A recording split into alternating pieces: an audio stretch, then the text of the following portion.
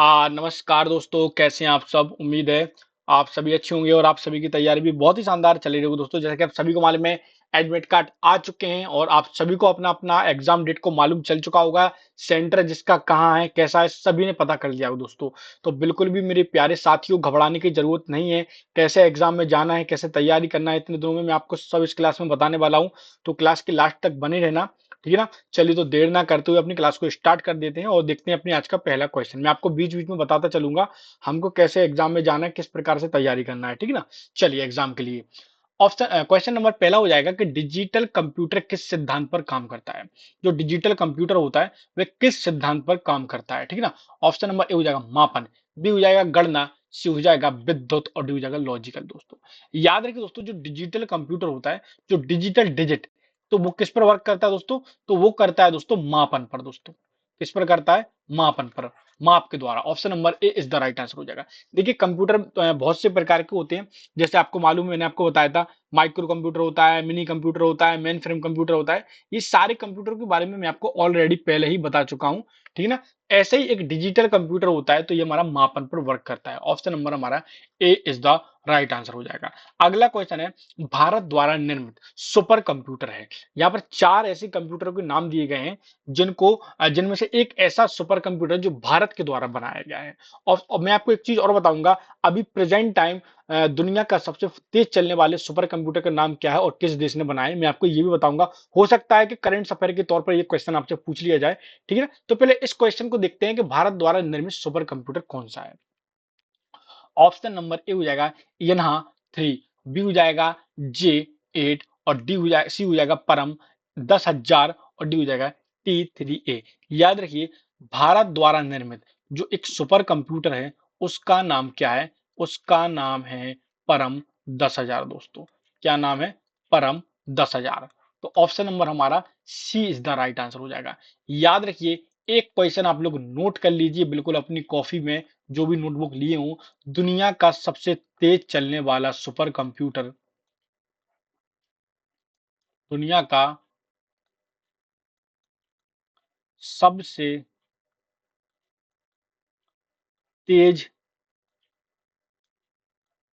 चलने वाला super computer दोस्तों कौन सा है? सुपर कंप्यूटर किस देश ने बनाया है? तो सुपर कंप्यूटर, दुनिया का सबसे तेज चलने वाला सुपर कंप्यूटर संयुक्त राज्य अमेरिका द्वारा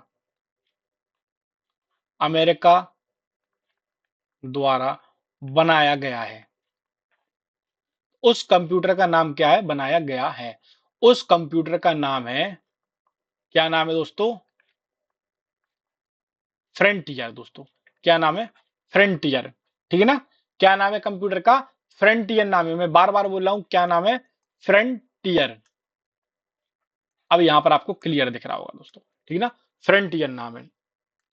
उम्मीद है सभी को क्लियर दिख रहा होगा। दुनिया का सबसे तेज चलने वाला कंप्यूटर, सुपर कंप्यूटर अमेरिका देश ने बनाया है, जिसका नाम है अभी 2024 में, तो क्या नाम इसका? फ्रंटियर नाम है। और मैं आपको बता दूं, ये किस देश के कंप्यूटर को पीछे छोड़कर आगे निकला है? तो जापान का एक कंप्यूटर था, फुगाकू। जापान के फूगा, राइटिंग इतनी अच्छी नहीं है, फुगाकू को पीछे छोड़कर आगे निकला है दोस्तों। इसके पहले फुगाकू सुपर कंप्यूटर था, दुनिया का सबसे फास्ट चलने वाला कंप्यूटर। अब लेकिन अमेरिका द्वारा बना लिया गया, जिसका नाम है फ्रंटियर। इस चीज को नोट कर लेना, स्क्रीनशॉट भी ले सकते हैं, ठीक है ना? चलिए, हालांकि ये बेसिक जो थ्योरी की क्लासेस हैं, मैं ऑलरेडी इसके लिए एक बैचेस को चला रहा हूँ। शाम 6 बजे का आपके लिए प्रतिदिन एक बैच रहता है, जिसमें कंप्यूटर की थ्योरी पढ़ाते हैं, एमसीक्यू क्वेश्चन पढ़ाते हैं। उनमें मैं आपको जो बता चुका हूँ, और उसकी मैंने आपको फोटो भी दिखाई थी, कैसा दिखता है, कैसा नहीं दिखता है। चलिए अगले क्वेश्चन की ओर बढ़ जाते हैं। और 318 नंबर का क्वेश्चन है, विश्व का प्रथम इलेक्ट्रॉनिक डिजिटल कंप्यूटर है। अब आपको बताना है कि विश्व का, दुनिया का सबसे पहला, प्रथम इलेक्ट्रॉनिक डिजिटल कंप्यूटर कौन सा है दोस्तों? कौन से कंप्यूटर की बात हो रही है यहाँ पर? तो दुनिया का पहला इलेक्ट्रॉनिक डिजिटल कंप्यूटर के बारे में बात हो रही है। ऑप्शन नंबर ए हो जाएगा सिद्धार्थ, बी हो जाएगा डीप, सी हो जाएगा यहाँ पर हमारा परम, और डी हो जाएगा एनियक। देखिए परम तो हो नहीं सकता है, क्योंकि ये तो इंडिया का एक सुपर कंप्यूटर है। सिद्धार्थ भी एक इंडिया का एक सुपर कंप्यूटर है दोस्तों, सिद्धार्थ। अब डीप डीप नाम का कोई कंप्यूटर होता, तो दुनिया का प्रथम इलेक्ट्रॉनिक कंप्यूटर कौन सा है? तो एनिएक है दोस्तों। कौन सा है? ENIAC। Option number D is the right answer. अब मैंने इसको इंग्लिश में क्यों लिखा, इसलिए लिखा, ENIAC का फुल फॉर्म भी कई बार एग्जाम में पूछा जाता है। तो ENIAC का फुल फॉर्म क्या होता है, electronic numerical integrated and computer. ठीक है ना, क्लियर है यहाँ तक। चलिए अगले क्वेश्चन की ओर बढ़ जाते हैं दोस्तों। मैं उससे पहले आप सभी से निवेदन करना चाहता हूँ, जो भी स्टूडेंट प्लीज हमारे चैनल पर नए हैं, देखिए बहुत से स्टूडेंट ऐसे होते हैं जो प्रतिदिन क्लास को ज्वाइन करते हैं, देखते हैं, लेकिन क्लास को ना तो लाइक करते हैं और ना ही सब्सक्राइब करते हैं। मैं उन सभी अपने प्यारे बहनों भाइयों और अपने स्टूडेंट साथियों से कहना चाहता हूं कि आपके सपोर्ट और सहयोग से ही हम इतने दिनों से ये क्लासेस को चला रहे हैं। जिस दिन से आपके ITI ट्रेनिंग ऑफिसर्स के जो एग्जाम के फॉर्म डालना स्टार्ट हुए थे, उस दिन से प्रतिदिन आपके लिए क्लासेस को लेकर आऊं। मैं आप सभी से निवेदन करना चाहता हूँ, प्लीज थोड़ा सा सपोर्ट करिए। आपके सपोर्ट और सहयोग से ये मोटिवेट होते हैं, हमको भी थोड़ा सा एक कह सकते हैं ऊर्जा मिलती है दोस्तों। ठीक है ना, चलिए तो आप लोग प्लीज चैनल को सब्सक्राइब जरूर कर देना, क्लास को लाइक कर देना। इसके बाद देखिए 2-3 दिन और हम ये क्लास को चलाएंगे, और क्लास हमारे जैसे ही आपका एग्जाम खत्म हो जाएगा, उसके बाद इसी टाइम पर आपके लिए एक SSC GD, कौन सी दोस्तों, SSC GD के लिए जीके की क्लासेस को लाएंगे दोस्तों। जीके GS, ठीक है ना, उसकी क्लासेस को लाएंगे। बाकी SSC GD की हिंदी की जो क्लासेस हैं प्रतिदिन आपके लिए आती हैं 10 बजे। और बाकी NTPC रेलवे के फॉर्म डल रहे हैं, उनकी भी क्लासेस स्टार्ट कर देंगे। बाकी मध्य प्रदेश में आने वाले समय में जो भी वैकेंसी आएगी, सबसे पहले द एग्जाम एक्सप्रेस वाले आप लोगों की तैयारी कराएंगे। क्लियर है यहाँ तक। चलिए अब 319वें नंबर का क्वेश्चन क्या कहता है, कंप्यूटर निम्नलिखित में से कौन सा कार्य नहीं कर सकता है। आपको बताना है इनमें से कंप्यूटर इनमें से कौन सा वर्क नहीं कर सकता है। ऑप्शन नंबर यहाँ पर हमारा ए हो जाएगा आउटपुटिंग, बी हो जाएगा इनपुटिंग, सी हो जाएगा अंडरस्टैंडिंग और डी हो जाएगा कंट्रोलिंग।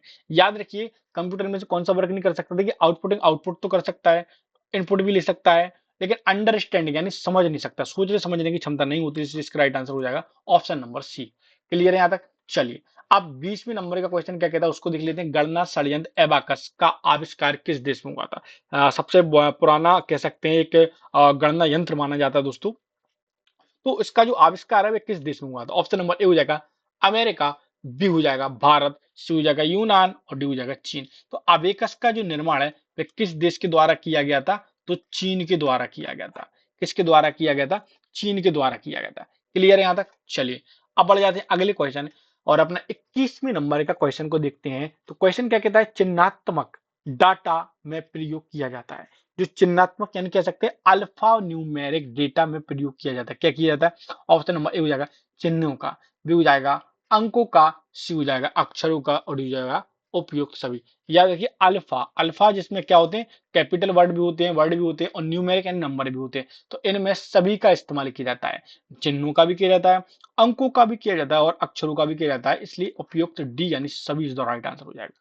सभी का उपयोग किया जाता है। क्लियर है यहां तक। चलिए अब बढ़ जाते हैं अगले क्वेश्चन और 22वें नंबर का क्वेश्चन देखते हैं। 22वें नंबर का क्वेश्चन क्या कहता है, माइक्रो प्रोसेसर किस पीढ़ी का कंप्यूटर है दोस्तों। माइक्रो प्रोसेसर जो होते हैं, मैं आपको बता दूं, हम प्रतिदिन एक और बैच हमारा कंप्यूटर का है दोस्तों, जो कि CPCD का है। किसका बैच है, एक CPCD का एक जो बैच है, जो कि शाम 6 बजे प्रतिदिन आता है दोस्तों। इसमें हम लोग क्या पढ़ते हैं, इसमें हम लोग थ्योरी पढ़ते हैं। क्या पढ़ते हैं, थ्योरी पढ़ते हैं और उसी पर आधारित दोस्तों MCQ क्वेश्चन को लगाते हैं। इसमें मैंने आपको पूरे पीढ़ियों के बारे में, जनरेशन के बारे में बताया और पूरे कंप्यूटर के प्रकार बताया, और आने वाले समय में आपको और भी कंप्लीट कराऊंगा। तो प्रतिदिन शाम 6 बजे क्लासेस अपनी अपनी लॉन्च होती है, शाम 6 बजे प्रतिदिन आपको मिल जाएगी। हालांकि आप प्ले लिस्ट में जाकर भी देख सकते हैं। ठीक है ना, जिन स्टूडेंट को कंप्यूटर की थ्योरी पढ़ना है तो वो जाकर प्ले लिस्ट में देख सकते हैं। कोई ज्यादा बड़ी क्लासेस नहीं है, 10-10, 12-12, 15-15 मिनट की क्लासेस होती है। क्लियर है यहाँ तक। चलिए अब माइक्रो प्रोसेसर किस पीढ़ी का कंप्यूटर है। ऑप्शन नंबर ए हो जाएगा प्रथम पीढ़ी, बी हो जाएगा द्वितीय पीढ़ी, सी हो जाएगा तृतीय पीढ़ी और डी हो जाएगा चतुर्थ पीढ़ी। याद रखिए माइक्रो प्रोसेसर जो है दोस्तों, वह कौन सी पीढ़ी में यूज किया जा सकता था, कह सकते हैं कौन सी पीढ़ी में कि कंप्यूटर में यूज होता था, तो चतुर्थ पीढ़ी में होता था दोस्तों।